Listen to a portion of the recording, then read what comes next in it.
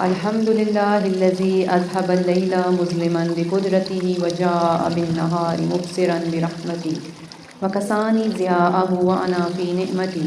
اللهم فكما أبقيتني له فأبقني لأمثاله وصل على النبي محمد وآله ولا تفجعني فيه وفي غيره من الليالي والأيام بارتكاب المحارم واكتساب المعاصم، وارزقني خيره وخير ما فيه وخير ما بعده، واصرف عني شره وشر ما فيه وشر ما بعده. اللهم إني بذمة الإسلام أتوسل إليك وبحرمة القرآن وبمحمد المصطفى صلى الله عليه وآله أستشفي لديك فاعرفي. اللهم ذمتي التي رجوت بها قضاء حاجتي يا أرحم الراحمين.